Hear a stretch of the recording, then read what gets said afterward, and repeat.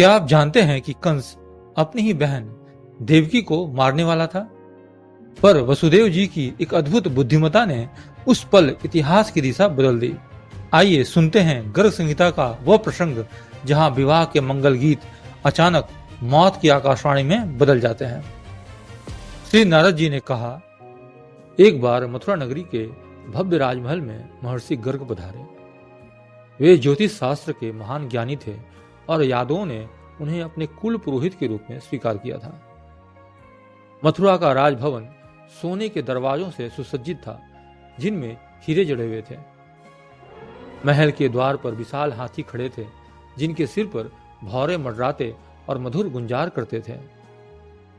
पूरे महल में सुंदर मंडप बने थे और वहां वीर सैनिक धनुष, तलवार और कवच धारण किए हुए सुरक्षा में तैनात थे।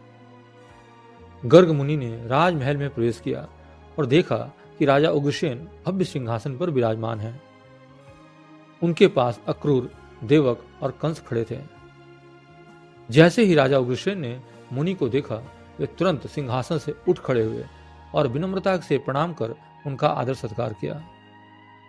गर्ग मुनि ने राजा देवक से कहा, राजन, मैंने बहुत विचार किया और पाया कि वसुदेव जी से उत्तम कोई वर नहीं है।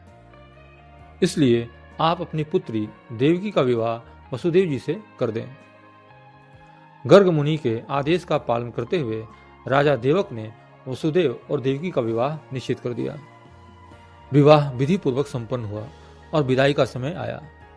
वसुदेव जी घोड़ों से सुसज्जित रथ पर सवार हुए, जिसमें उनकी नवविवाहिता पत्नी देवकी भी थी। कंस अपनी बहन देवकी से बहुत प्रेम करता था, इसलिए वह स्वयं रथ चलाने के लिए आगे आया। देवक ने अपनी पुत्री के साथ बहुत सा दहेज दिया, जिसमें 1000 दासियां, 10,000 हाथी, 10 लाख घोड़े, 1 लाख रथ और 2 लाख गायें शामिल थी। जब रथ आगे बढ़ रहा था, तब चारों ओर मंगल गीत गाए जा रहे थे, शंख और ढोल बज रहे थे।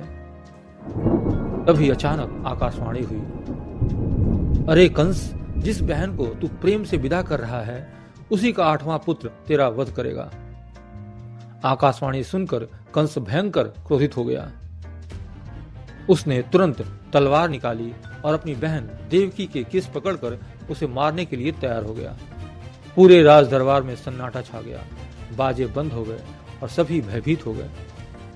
उस समय वसुदेव जी ने कंस को समझाते हुए कहा, राजन, आप वीर और दयालु हैं।